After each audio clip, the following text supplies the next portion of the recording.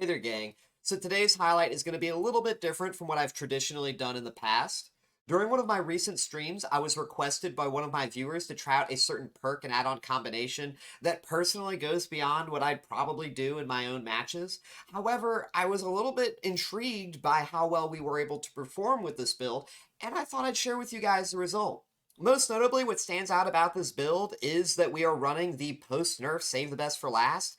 However, the thing about the post-nerf Save the Best for Last, even though it struggles from ramping, we are also running Rapid Brutality. And that 5% haste means that we are able to catch up to survivors all that much quicker, even though we are gaining less recovery following the Save the Best for Last nerf.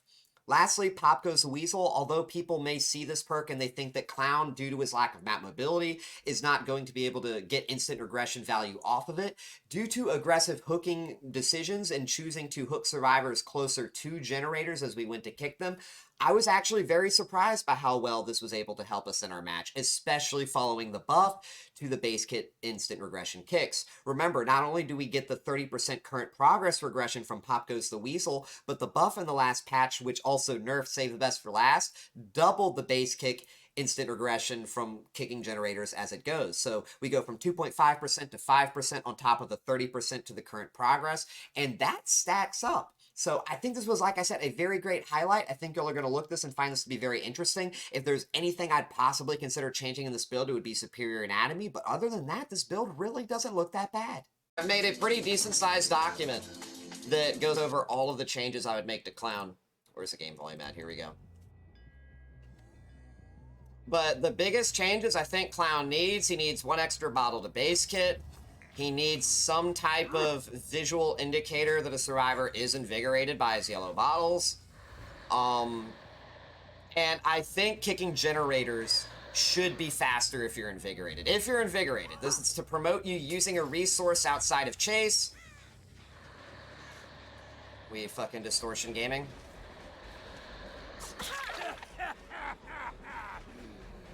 Oh, never mind. I remembered I don't have cigar box. Oh my gosh, dude, my boomer thumbs fucked that up so badly, by the way. I don't know why I threw that pink there, y'all don't judge. That was so fucking bad, dude. I thought she had rotated further than she actually did. It's fine, it's fine. She's got a pallet right up here. No, she doesn't, actually. I was about to say, she actually doesn't have a pallet. I thought this was a different tile for a sec. Ooh, my man!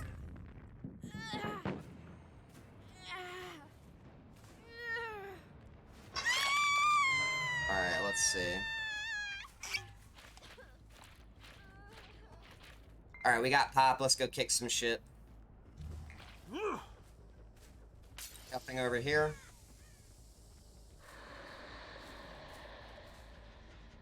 That works. I think I'm gonna kick this and go back to hook if they don't unhook yet. This is gonna push them off.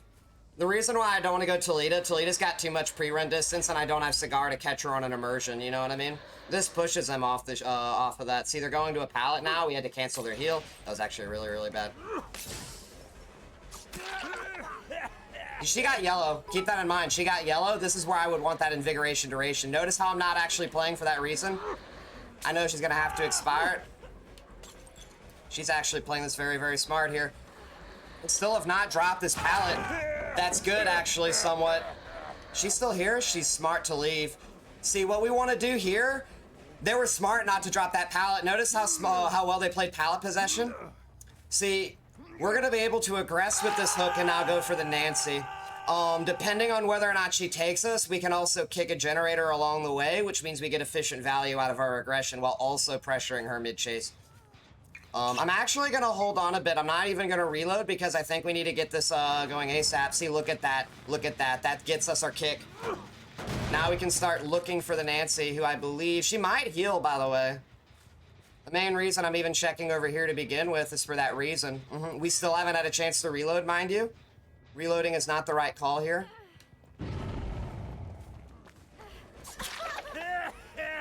I thought she lagged, dude. Oh, at least we get STBFL stacks. And we get rapid somewhat. You know, Ku would probably be a lot better in this build, now that I think about it. Ku would be so much better in this build. But it's fine. Oh, wow. I was ready for that. Actually, I think we still get this. That pink was 100% necessary, by the way. We need to pick up like this, otherwise they get the stun. Good, good, good, good, good. Can I get this hook? We might lose that gen, by the way. Nice try, but I heard your flashbang early, which is why I didn't walk into it. I don't know if anyone else caught that, but she specifically dropped it early, hoping that I wouldn't hear the flashbang and I would walk and eat the blind. Now I can kick this with Pop and we go right back to hook. If she doesn't unhook right now, then we proxy. Remember, we have the new regression changes to help us out a lot here, too.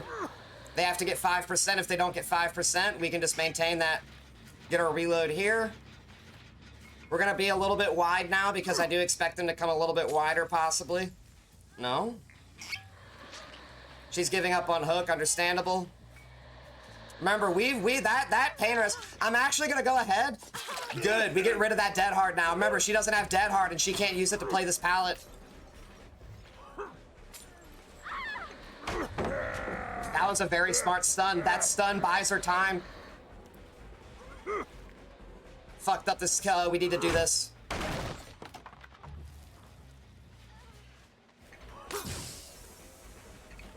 What am I doing, dude?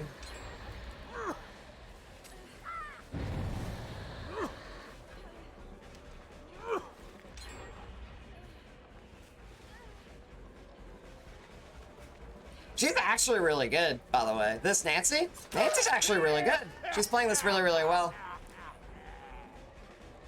This would be a lot easier if I had Cigar Box and if I also had a couple other things Owen chase. Like Q? Q would definitely make this a lot easier. We don't pick this up, we slug. My phone alarm's killing me right now.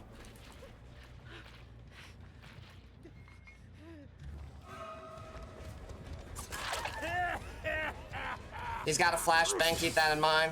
Ooh. Good stuff.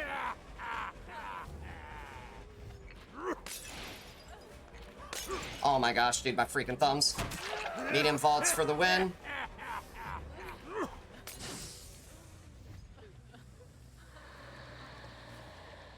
I have a feeling Nancy's actually not nearby.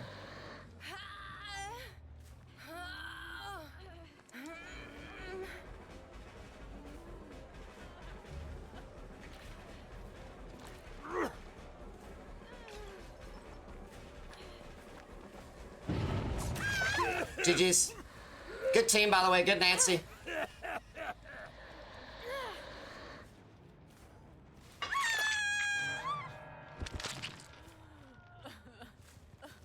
We still make this hook, by the way. We still make one of these hooks. In fact, I'm gonna go for this one. Oh my gosh, that might not have been the right call. Actually, yes, it was.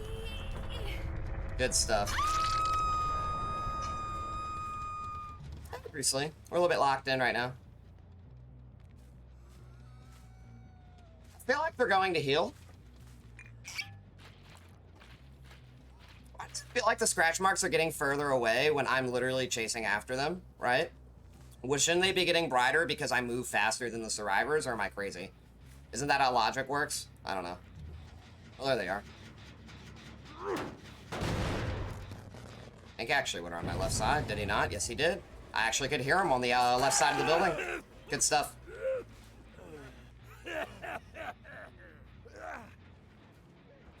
Ooh. Y'all hear that?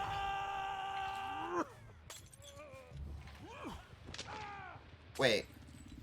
Did I get my bottles, like, opposite? I have to say, I know you're still at this tile. Wow, smart. Actually smart, but you walked into a corner. We're gonna get our yellow right here.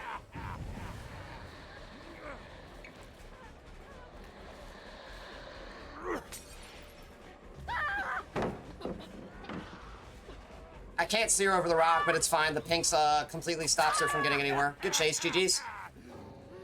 She fucking DCs. I love it.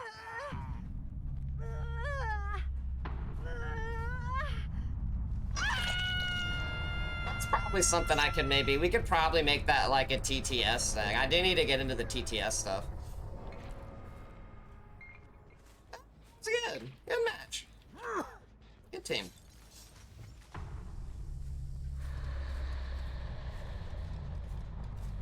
played Resident Evil 7 or 8. Nope.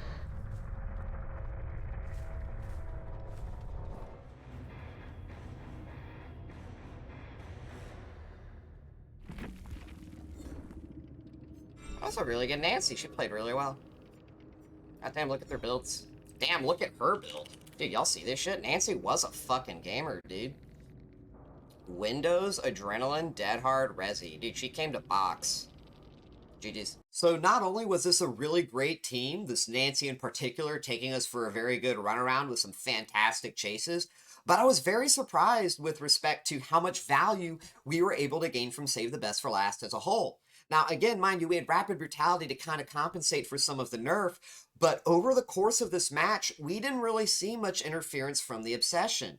And this meant that we were able to ramp up to 8 stacks of Save the Best for Last rather easily. Because remember, we were able to chase the Nancy. We get a first hook onto the Nancy. That's 2 stacks. Ace shows up in between when we're trying to tunnel the Nancy. That's another 2 stacks after we down him. This puts us at 4 stacks. And as we went for Nancy afterward, we were able to hit a Dead Hard. That puts us at 5. We hit Toledo, which puts us at 6.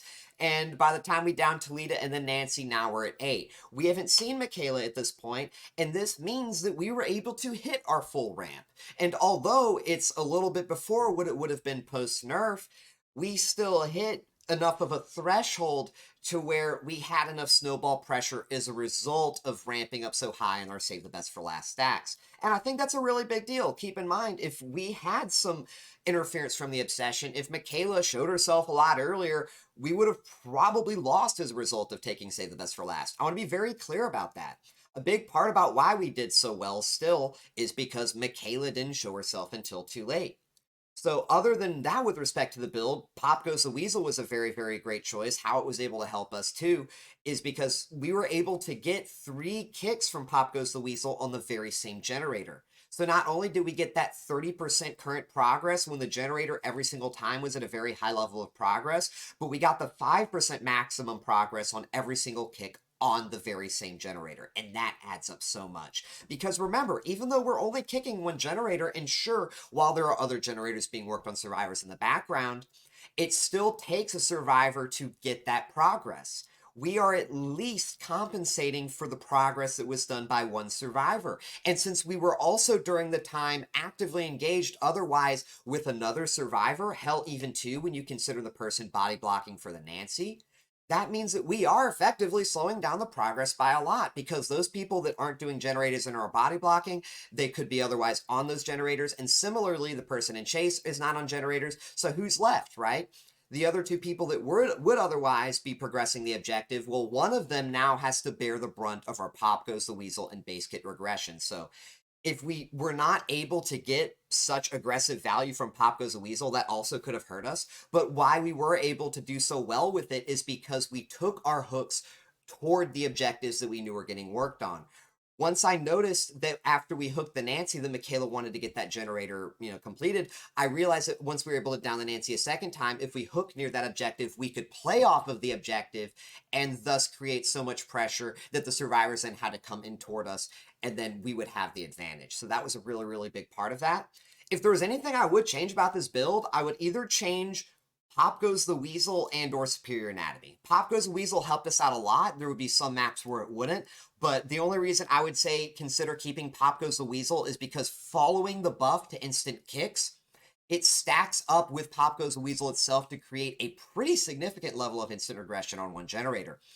With respect to Superior Anatomy, you could take either Coup de Grace, Sloppy Butcher, and or Force Penance to deal with body blocks, and or lastly, Bamboozle. Superior Anatomy can help you on maps like Haddonfield or Garden of Joy with respect to the main buildings, but where it really hurt us by comparison to Bamboozle on this map was because we were having to, handle that killer shack in the corner. And if we were able to block the window, being able to deny her from vaulting the window and having to be stuck in that corner, that would have allowed us to snowball a lot harder with respect to denying her from anything to work with, right? So that's another really good choice. Lastly, coup de grace, of course, for the tiles themselves. But, like I said, I really don't think this was a bad build. I think that we were able to do a lot better with the post-nerf Save the Best for Last, especially with Rapid Brutality, than I initially thought. But beyond that, I hope y'all really enjoyed this match and y'all found it very educational. If you're interested in learning how to play clown better, I have a very detailed clown guide that I'll be sure to link in the description. And lastly, this match, as well as others, are pulled live from one of my Twitch streams. So if you're curious about clown and want to ask me questions personally and or possibly request a build for yourselves for me to try out, maybe I like it just like with this one, well, feel free to do that as well. But beyond that, I hope y'all enjoyed this video, and I'll see y'all next time. Later, gang.